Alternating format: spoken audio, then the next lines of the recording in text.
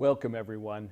I'm your host, David Bodary, and today we continue our series of programs entitled League of Women Voters Empowering You, a program designed by the League of Women Voters in partnership with Dayton Access Television to provide unbiased, nonpartisan information on issues that are relevant to our friends and neighbors throughout the greater Dayton area. The League of Women Voters focuses its mission as much on education as it is on voting. And the League has various positions on government, social policy, and natural resource use. Today, we focus on natural resources, specifically the importance of water quality to the citizens of the Miami Valley. And I'm pleased to introduce the guests that we have today with us. First, Mike Ekberg. Mike is the manager of Water Resources Monitoring and Analysis for the Miami Conservancy District. And Dr. Peggy Ann Berry, a registered nurse with a PhD in nursing research and a nurse advocate on clean water through the Alliance of Nurses for Healthy Environments. As well as Peggy is the the VP of Community Relations. Community Relations, which there's a number of League members that are various positions, so I'm getting myself straight here. Peggy is also the current VP of Community Relations, obviously, and we're just so pleased to have both Mike and Peggy with us today. I appreciate you taking time with us today to help us more fully understand the importance of water quality, something that I suspect most of us take for granted. And so let's start with some of the basics. Mike, help us understand what is the Miami Conservancy District and help us to understand what it does. Okay. Well, the Miami Conservancy District obviously is a conservancy district, and the Ohio Conservancy Act of 1914 gives us our authority. Really, we can trace our roots back to the historic flood of 1913, which was a devastating flood throughout the Miami Valley, and the citizens of the valley said, we don't want to have that kind of destruction from river flooding again. And so they created the Miami Conservancy District to create a flood protection system that would protect the communities all up and down the Great Miami River from flooding. And that is a big part of our mission. And so we protect the downtown areas of the communities like Piqua, all the way down through Troy, Dayton, and all the way down to Hamilton. We protect those areas from flooding. We have a flood protection system that consists of 5 dams, about 55 miles of levees that do that, and our system's been in place for almost 100 years now. That's our flood protection mission. We do more than that. We are also recognized that our area is blessed with bountiful, high-quality water resources. We have a lot of water, and it's generally high-quality water. And so we want to encourage and work with communities and other organizations in our area to encourage good water stewardship. And then we recognize that a lot of our waterways make excellent recreation amenities. And so we've worked with a lot of communities to get a lot of multi-purpose trails, water trails, all up and down the river. We want people to go out and enjoy those water resources and enjoy the outdoors. So then are you working with groups like the River Stewards to ensure cleanup of the rivers, for instance, and things like that? Or is that beyond your Yes, we've worked an awful lot with the River Stewards. And yes, we are one of the organizations that participates in river cleanups. Those are some of the things that we're actively involved in. And certainly we think about Five Rivers Metro Parks too as being actively involved in the maintenance of and the cleanup, I guess, of those areas. Yeah, in fact, we have a very close relationship with Five Rivers Metro Parks. A lot of the lands in the areas behind our dams where we can store flood waters if necessary, MCD owns those lands, and we lease them to Five Rivers Metro Parks to manage as parkland. Are those spillways, or is there another name for that? Well, no, the area behind the dams, we kind of call it, we refer to it as a retarding basin, but it's typically forested land along the river. And we have flood easements there so that if we need to, our dam will store water and temporarily create a lake there. Right. But that land is also, has some high quality, aquatic as well as land ecosystems, and Five Rivers does a wonderful job of managing it as parkland. Cool. So water quality is easily overlooked, and situations that we've heard about happening in Flint, Michigan, for instance, are not unique. In fact, we talked about some earlier as we were sitting and preparing tonight. What are the threats to water quality in our area? Okay. Well, we can get into water threats. We will probably talk tonight about chemicals like PFAS, and there are things like nitrates that are, sometimes associated with fertilizers. You could kind of dial up the contaminant of the day. But really, what it all comes down to is, are we as the citizens of the Miami Valley, are we willing to implement good water stewardship of those resources? Are we willing to do what it takes to recognize the value of our natural water resources, and are we willing to take the steps necessary to ensure that they're sustained and they're around for the next generation? And so we're dealing with that through a variety of efforts, right? Because, of course, there's natural kinds of situations that could cause flooding, but then there's, I guess, created, like human created, either through farming or through corporate waste, or even just from consumer, right, that might cause damage to the riverways. Yeah, I think a lot of being a good, exercising good water stewardship is recognizing that everything that we do in these sensitive water areas, in these areas around our municipal well fields, and on the areas along the river and stream banks, potentially has impacts on those water resources. And so water needs to enter into the conversation when we when we do our economic development planning, our zoning, those sorts of things. We need to bring water into that discussion. Into all of those conversations. All of those conversations, yes. I brought my Dayton Daily News with me today because they have run a series of articles relating to water quality, water safety, water threats of late. And the one from this weekend really looked at homeowner wells over in the Allwood area, because PFAS was identified as a contaminant that was present. While it might be present in somewhat small quantities, even small quantities are dangerous. So, Peggy, I'm going to turn to you now a little bit to think about, or help us to understand more about what we read as it relates to the Allwood discovery, I guess I'll call it, where there was PFAS, or is it PFAS, or both? Well, the group of chemicals, we kind of refer to as PFAS, which is per and polyfluoroalkyl substances. There is a particular PFAS compound called PFOS or PFOS. Okay. I read that. I kind of understood that much of it. This is not easy stuff, though. And so I think that's why Dr. Peggy Ann Berry, right? That's why we thought maybe it could be helpful, and you could at least steer us a little bit into help us to understand what are the implications of some of these man-made chemicals, and what impact could they have? Well,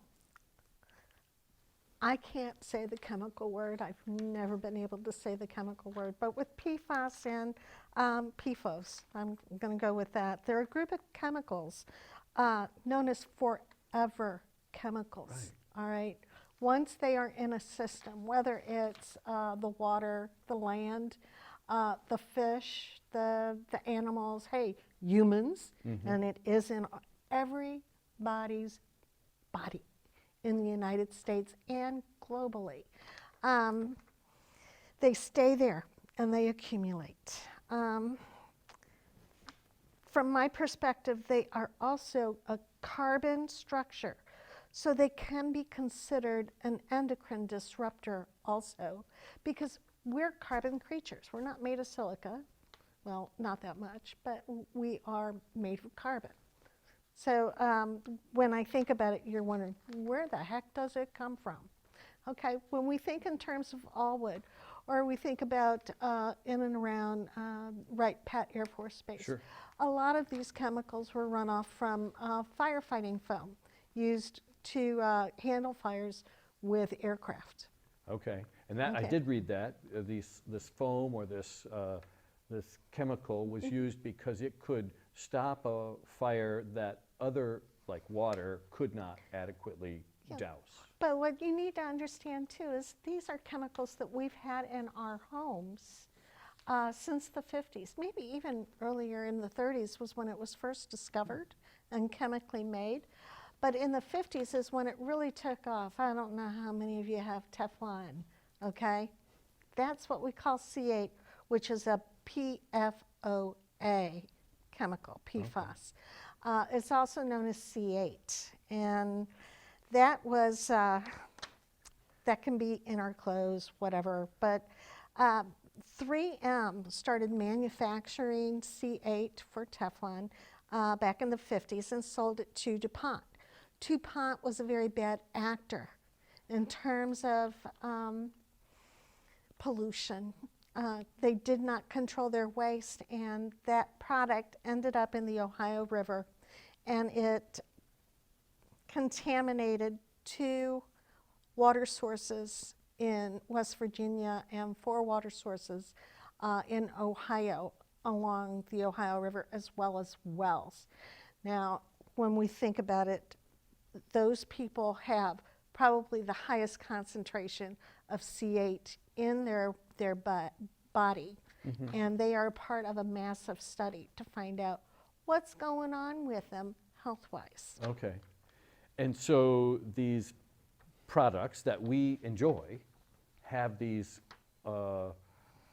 carryover effects because the chemistry, while it's been maybe making my eggs flip easier in the pan, that has also then adversely impacted Yes. the people that lived in and around those factories that produced it, or perhaps even in my own home when that Teflon begins to degrade and perhaps flakes off or puts me at risk. Well, it can, but primarily I'm more concerned about what we ingest as far as the water Okay. is concerned. And I know a lot of people have questions as to who is more susceptible than others. Certainly, those people in West Virginia have a high amount of C8 in their body.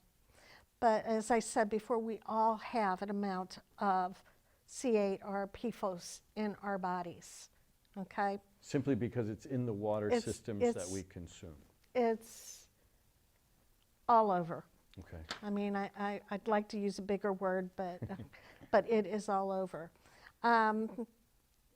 Children are extremely susceptible because of their high metabolism, and women who are pregnant, those fetuses also, they've seen in animal and human studies that it will cause congenital effects. Oh, wow. Okay.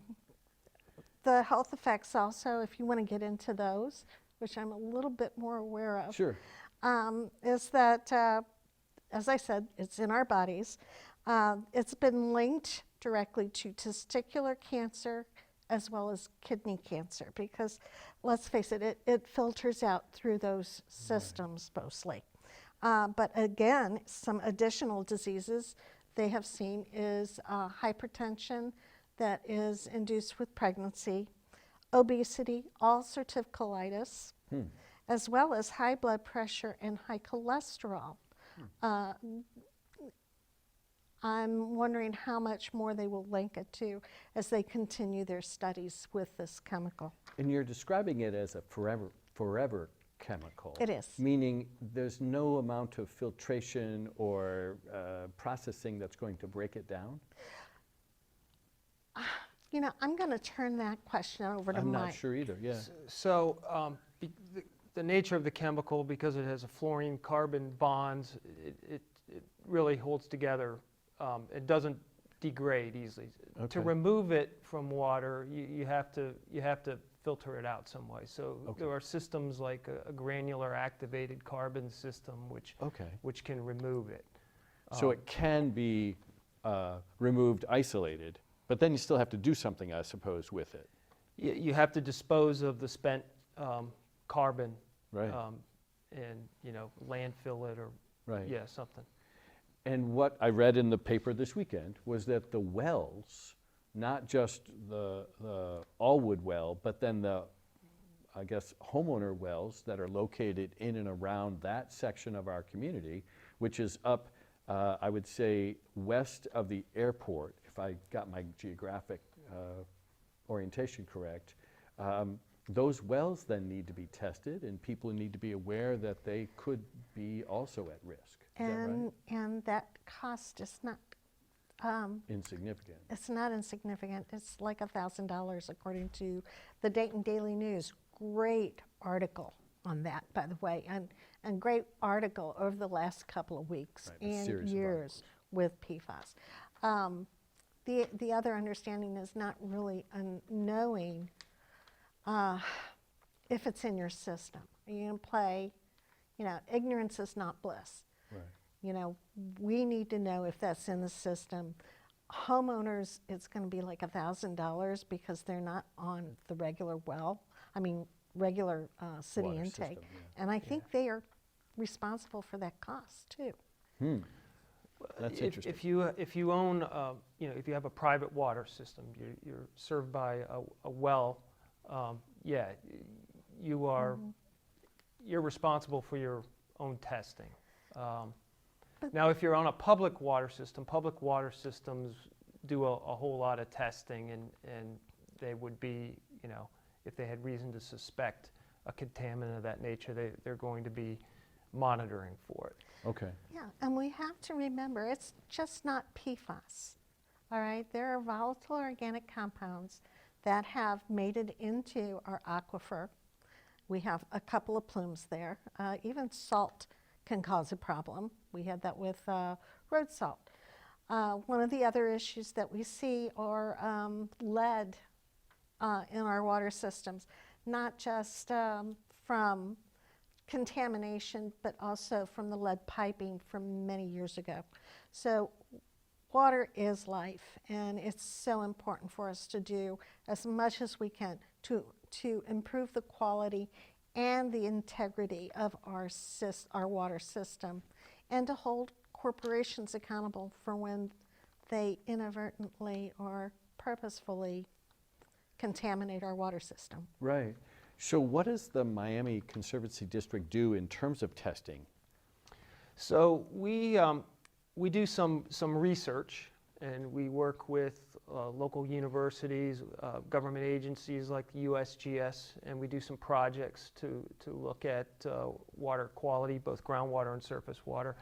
And then we do some more public outreach kinds of things. So we've, over the past 10 years or so, we work with local FFA chapters, soil and water conservation districts, local health departments do test your well events, where private well owners can come in, they can bring a sample of their water, we'll screen it on site for some really basic kinds of analytes, and then if they want to go in depth further, we'll often partner with a lab, and they can get some lab bottles, go fill up up some sample bottles and get that analyzed. And then, Peggy, you bring up the whole state and the local government kinds of aspects of it. I assume that, for instance, the Dayton city water is being tested at that level. Is that your understanding? So with a public water system, that water is being tested often and for a lot of different things. Yeah, public water systems are regulated by Ohio EPA, and so they have a lot of regulations that they have to comply with.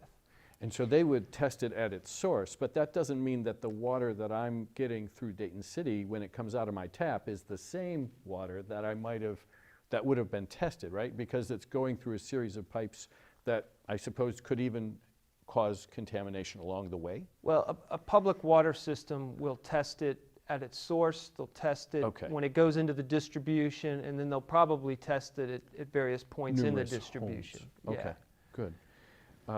You bring up the corporations, and how do we ensure and hold corporations accountable? And of course, I'd like to say that corporations are all going to be good players in the sandbox, and they're going to want to do the right thing.